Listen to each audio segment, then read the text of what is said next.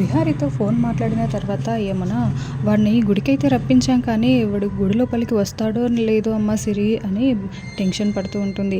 ఎందుకు నానమ్మ అంత బాధపడుతున్నావు? నాన్నని ఎలాగైనా సరే గుడిలోకి రప్పిద్దాం అని సిరి చెప్తూ ఉంటుంది. అది కాదే, వాడు ఇక్కడికి వచ్చి మనకి ఫోన్ చేసి మనల్ని రమ్మంటాడు, అంతే, ఇంకా వాడైతే గుడికి రాడు. ఇప్పుడు 5-6 సంవత్సరాల నుండి చూస్తున్నాను కదమ్మా అని యమున అంటూ ఉంటే, అవును సిరమ్మ అంతే చేస్తాడు అని పండు కూడా చెప్తూ ఉంటాడు.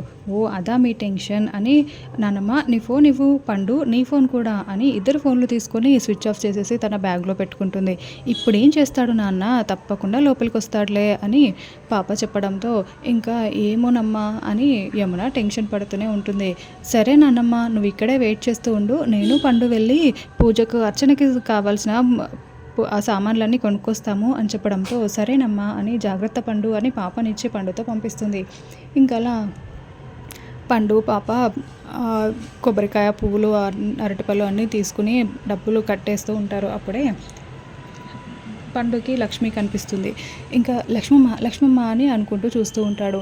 ఏంటి పండు, ఏంటి అలా చూస్తున్నావు అని అంటూ ఉంటే, అక్కడ మా లక్ష్మమ్మ కనిపించిందమ్మా అని లక్ష్మి గురించి అంతకుముందే పండు సిరి పాపకి చెప్తూ ఉంటాడు. నువ్వు మా లక్ష్మమ్మ లాగానే మాట్లాడుతున్నావు సిరి అని మాట్లాడుతూ ఉంటే, అసలు లక్ష్మి ఎవరు అని అడుగుతూ ఉంటే, మా చెల్లమ్మ మన ఇంట్లోనే ఉండేది అని పండు చెప్తూ ఉంటాడు. అవునా, నువ్వు తన గురించి ఆలోచిస్తున్నట్టున్నావు, అందుకే నీకు తను కనిపించినట్టుగా అనిపించింది. అలా ఏం ఉండదులే పండు, ఇప్పుడే ఒక్క క్షణంలో ఎలా మాయమైపోతారు అని సిరి చెప్తుంది. అలాగే అమ్మ అని పండు చుట్టూ చూస్తూ ఉంటాడు. ఇంకా లక్ష్మి బామ్మ హరికృష్ణ ముగ్గురు గుడికి వస్తారు. ఇంకా మెట్లు ఎక్కుతున్నప్పుడు బామ్మకి మెట్లు ఎక్కడానికి ఇబ్బంది అవుతూ ఉంటే, అమ్మ సిరి నేను ఇక్కడే ఉంటానమ్మా, నువ్వు వెళ్ళి అర్చన చేయించు, నేను కాసేపు ఇక్కడ కూర్చొని వస్తాను అని చెప్పడంతో, అమ్మ నువ్వు వెళ్ళు, నేను బామ్మతో ఉంటాను అని హరికృష్ణ చెప్తాడు. ఇంకా అలా లక్ష్మి పూజకు కావాల్సిన సామాన్లు పట్టుకొని పైకి పూజారి గుడి లోపలికి వెళ్ళిపోతుంది. ఇంకా వాళ్ళిద్దరూ మెట్ల దగ్గరే కూర్చొని ఉంటారు.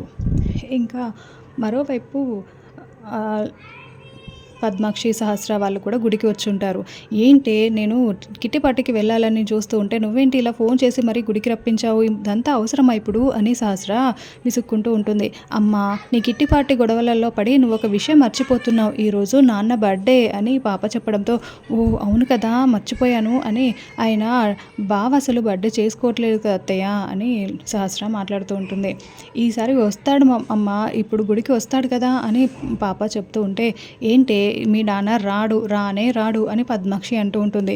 పద్దు వద్దు, నాన్న వస్తాడని చెప్పాను కదా అని పాప అంటూ ఉంటే, ఏంటే పద్దు అని మాట్లాడుతున్నావు అని పద్మాక్షి అంటూ ఉంటుంది.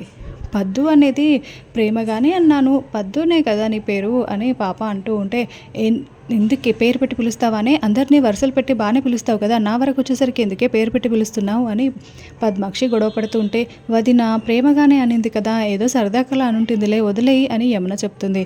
ఇంకా ఇప్పుడు 5-6 సంవత్సరాల నుండి చూస్తున్నాం కదే, వాడు ఏ రోజైనా గుడికి వచ్చాడా, బర్త్డే జరుపుకున్నాడా, ఇప్పుడు ఇదంతా ఎందుకు, అనవసరంగా నస కాకపోతే అని పద్మాక్షి అంటూ ఉంటే, ఈరోజు నాన్న తప్పకుండా వస్తాడు, గుడికి నేను వచ్చేలా చేశాను కదా అని పాప చెప్తూ ఉంటుంది. రాడని చెప్తున్నాను కదా అని పద్మాక్షి అంటూ ఉంటే, ఒకవేళ నాన్న గుడికి వచ్చి పూజ జరిపిస్తే మీరు గుంజీలు తీస్తారా మరి అని పాప అడగడంతో, తీస్తానే, ఒకవేళ రాకపోతే నువ్వేం చేస్తావు అని పద్మాక్షి అంటూ ఉంటుంది. నువ్వేం చెప్పినా చేస్తాను పద్దు అని పాప అనడంతో, దీని నస పెరిగిపోతుంది, లక్ష్మీ కూతురని అన్ని దాని పోలికలే వచ్చాయి, పూజలు పునస్కారాలన్నీ ఇది అలాగే చేస్తుంది అని పద్మాక్షి విసుక్కుంటూ ఉంటుంది.